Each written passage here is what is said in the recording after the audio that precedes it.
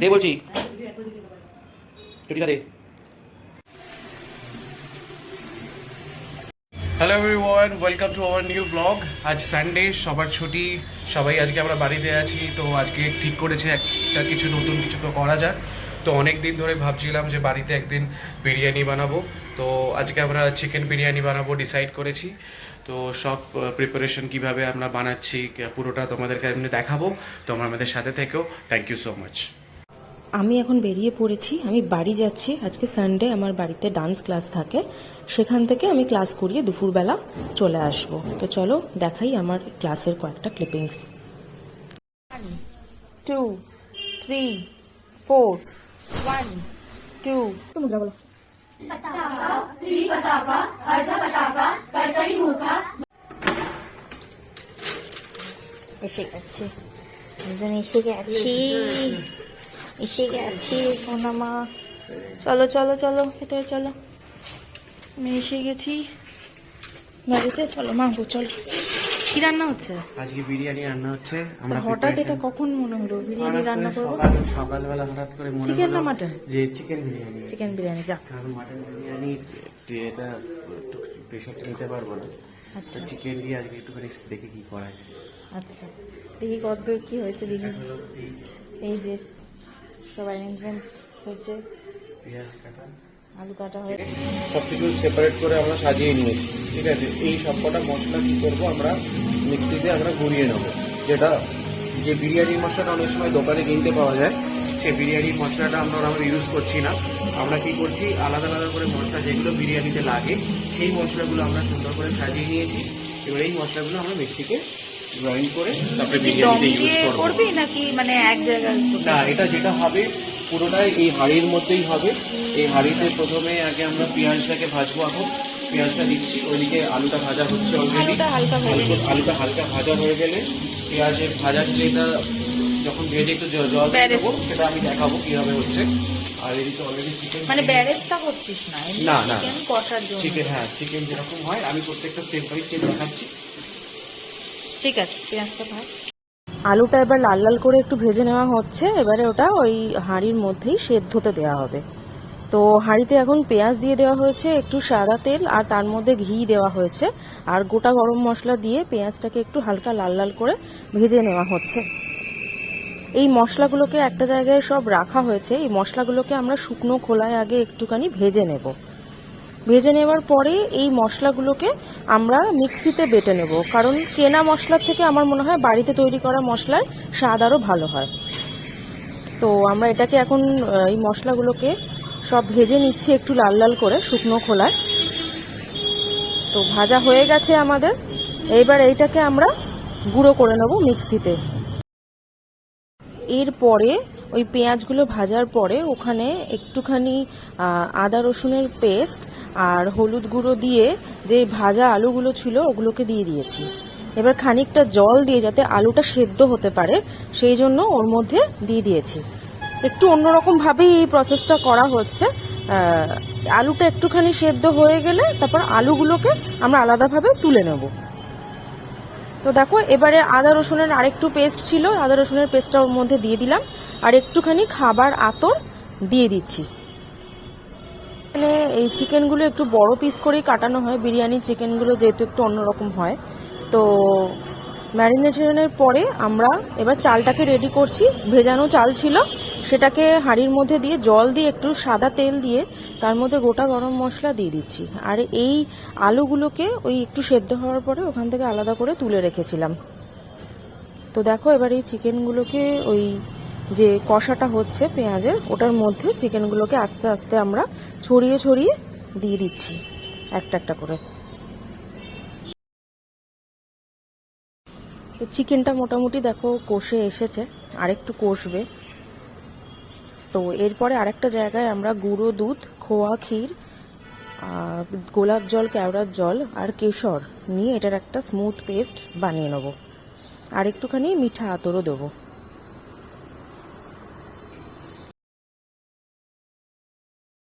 তো এই পেস্টটা তৈরি হয়ে গেছে। এরপরে যখন দম দেব তখন ওই লেয়ারের মাঝে মাঝে এই পেস্টগুলোকে একটুখানি ছড়িয়ে দেওয়া হবে যাতে স্বাদটা ভালো আসে। তো এবারে চিকেনটা কষানো হয়ে গেছে, চিকেনটাকে এবার নামিয়ে নেব, দমের জন্য রেডি করব। ভাতটাও হয়ে গেছে, ভাতের ফ্যানটাকে একটুখানি ঝরিয়ে নিয়ে একটু ভাতটা ঝুরঝুরে হয়ে গেলে তলায় একদম হাঁড়ির চিকেনটা থাকবে, তার উপর দিয়ে দেখো ছড়িয়ে ছড়িয়ে আমরা রাইসটা দিয়ে দিচ্ছি। রাইসটা প্রথমে একটা লেয়ার দেওয়ার পরে আমরা ওর মধ্যে আলু আর যে গুঁড়ো মশলাটা করে রেখেছিলাম বিরিয়ানির সেই মশলাটা দেব। তার মধ্যে তোমার আলু বখরা থাকবে, আর যারা ডিম খেতে ভালোবাসো তারা ডিম দিতে পারো, সেদ্ধ ডিম। এইভাবে এক একটা করে লেয়ার বানানো হবে। তো এমনি নর্মালি বিরিয়ানিতে আমরা প্রত্যেকটা লেয়ারে চিকেন, তারপরে রাইস, তারপর আলু, তারপরে আবার আরেকটা চিকেন রাইস এরকমভাবে লেয়ার করা হয়, কিন্তু এটা একটা সম্পূর্ণ অন্যরকমভাবে ঘরোয়া চটজলদি বিরিয়ানি বলতে পারো, যেখানে একদম কড়া চিকেনটা নিচে তলায় থাকবে, তার উপরে রাইসের একটা লেয়ার পড়ছে, তার উপরে আলু বখরা, ডিম, যারা ডিম দেবে ডিম, আমরা ডিম দিচ্ছি না এখানে। তারপরে এই যে দেখো ওই স্মুথ পেস্টটা বানানো হয়েছিল, ওই পেস্টটা একটুখানি ছড়িয়ে দেওয়া হচ্ছে টেস্টের জন্য। পরিমাণ মতো দেবে যাতে খুব স্পাইসিও না হয়, যে যেরকম মশলা খেতে ভালোবাসো। এবার তার সাথে দিয়ে দেওয়া হবে ওই সেদ্ধ করে রাখা কষা আলুটা, আর তার সাথে ওই যে গুঁড়ো মশলাটা।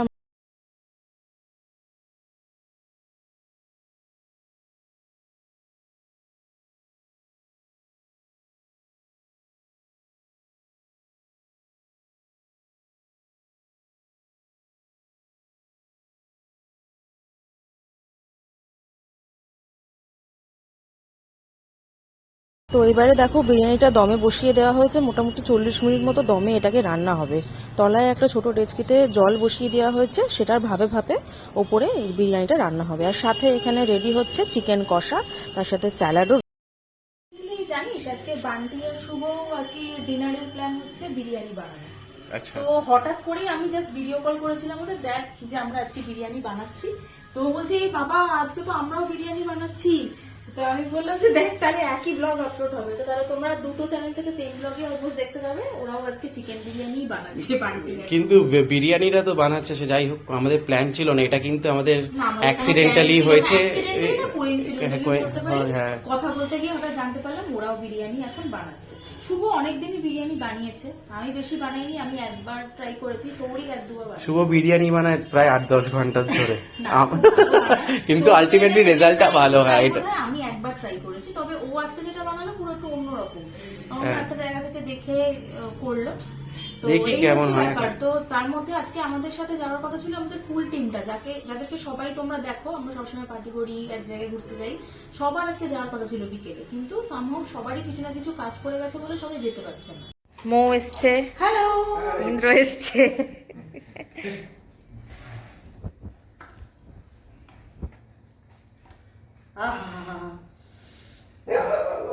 ওরে বাবা রে,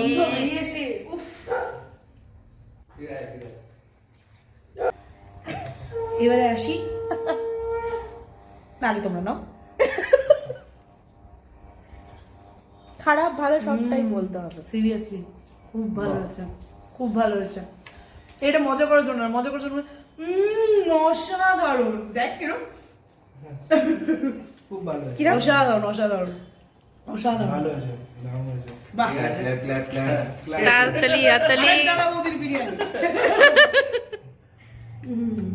বাজে বিকেল 7টা, সন্ধে 7:40। আমরা এখন যাচ্ছি দমদম গান মেলাতে, ইমন চক্রবর্তী আর সোনু নিগমের প্রোগ্রাম দেখতে।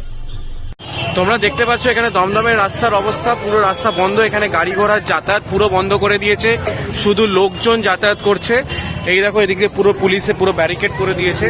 ঠিক আছে, আমরা জাস্ট হেঁটে সামনের দিকে এগোচ্ছি, আমরা জানি না কোনো রকম শুনতে পাচ্ছি, বুঝতে পারছি না যে আমরা পারবো কিনা ঢুকতে। গেট শুনছি বন্ধ, আমরা কিছু লাইভ ফলো করছিলাম, সেখান থেকে আমরা জানতে পারলাম আপাতত এই অবস্থা রাস্তা। মনে হচ্ছে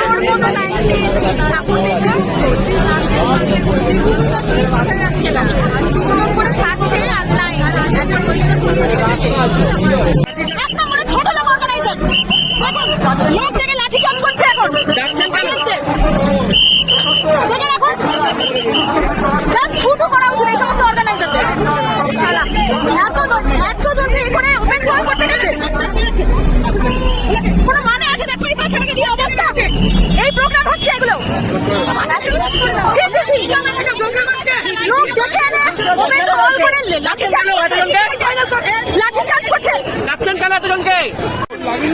সবার এক অবস্থা। আমরা হয়তো ক্রিমিনাল বা ক্রাইম করে এসেছি, তার জন্য লাঠিচার্জ করছি। কি দরকার ছিল? টিকিট করে দিত, তাই না? যার পোশাকে আসবে, যার পোশাকে না আসবে না। দেখুন কি অবস্থা। দেখুন লাঠিচার্জ হচ্ছে এদিকে, এই দমদম মেলার এই অবস্থা, এই যে দমদম মেলার অবস্থা। কেন ডাকছেন? প্রবেশ বলছে। কেন ডাকছেন? তাহলে অবাধ প্রবেশ কেন বলছেন? সবাইকে আসতে কেন বলছেন? তাহলে এত কি করেছেন? অ্যাড করেছেন কেন? তাহলে বলছেন কেন সবাইকে আসতে? এই অবস্থা, এই অবস্থা, আপনাদের লজ্জা লাগা দরকার। এরকম প্রোগ্রাম অ্যারেঞ্জ করবেন না, আর এরকম প্রোগ্রাম অ্যারেঞ্জ করবেন না। বাজে একটা এক্সপিরিয়েন্সের পরে আমরা একটু চা খেতে দাঁড়িয়েছি। চূড়ান্ত খারাপ, মাথা মারাত্মক গরম হয়ে গেছিল, কিছু গরম করার মানে ছিল না। সিরিয়াসলি কিছু করার ছিল না। ওই সিচুয়েশনে আমি জানি না এরা কেন গ্রামায় প্রোগ্রাম অ্যারেঞ্জ করে। এর থেকে ভালো এরা যদি টিকিট অ্যারেঞ্জ করে দিত, তাহলে সে মানুষ 200 টাকা হোক, 200 টাকা হোক, 500 টাকা হোক, যাদের সামর্থ্য মতন টিকিট কেটে ঢুকতো। যদি যার সামর্থ্য থাকতো না সে যেত না, যার সামর্থ্য থাকতো সে যেত। এইভাবে বাজেভাবে লোক ডেকে ওনারা লাঠি চার্জ করছে। ঠিক আছে, আজকে তো এখানে কেউ ধর্ণা মঞ্চে বসেনি, বা এখানে তো কেউ আজকে এসে কোনো রকম কিছুতে প্রতিবাদ করতে আসেনি যে তুমি লাঠি চার্জ করবে। এখানে মানুষ তুমি একটা অবাধ অনুষ্ঠান প্রবেশ দেখতে দিচ্ছ, এসেছে। বলছো অবাধ প্রবেশ, তাহলে তুমি টাইম লিমিট করে দিতে 6টার মধ্যে এন্ট্রি, তারপরে সব লোকে আসতো না। একটু মানুষ ওখানে মানুষরা অনুষ্ঠান দেখতে এসছে, সেই অবস্থায় মানুষকে লাঠি চার্জ করা হচ্ছে। বয়স্ক মানুষের হাতে কেটে গেছে। এইটুকুনি বাচ্চা, তার পায়ের লাঠির বাড়ি, এইগুলো কি মেনে নেওয়া যায়? জাস্ট শেম অন, কিছু বললাম না আর নামটা। ফাইনালি হঠাৎই আমরা প্ল্যান করলাম যে শুভ আর বান্টিদের ওখানে যাব। ওরা জানে না আমরা যাচ্ছি। বিভৎস একটা ম্যাসাকার এখানে দেখার পরে আমরা এখন বললাম কি করব, কিছু একটা করতে হবে। মুভির টাইমিং দেখলাম সেই রাত্রি 10টার পরে এরকম টাইমিং রয়েছে, আর দুপুরবেলা ছিল। তো এখন আর মুভি দেখে লাভ নেই, বললাম চলো ওদেরকে কিছু বলবো না, সারপ্রাইজ দিই। এদেরকেও নিয়ে যাচ্ছি, এরা না করছিল। হ্যাঁ, নিয়ে কি যাচ্ছি। করবো? নতুন বাবা নতুন মাকে, চ কি করবি। তাও আমি পারমিতা, ঋষাগ্নি, অনির্বাণদা, ইন্দ্রনন্দা, বাকি যারা যারা আসনি তোমরা, আন্টি, শুভ, সবাইকে বলছি খুব ভালো করেছো, আসো খুব ভালো হয়েছে। শরিক কিছু বলবি নাকি? না ঠিক আছে, শরিক বসে বসে হাই তুলছে। চল দেখা যাক ওদেরকে সারপ্রাইজটা কেমন লাগে। আমরা এসে গেছি, বুঝতে পারছি না ওরা বুঝে গেছে নাকি, দেখা যাক।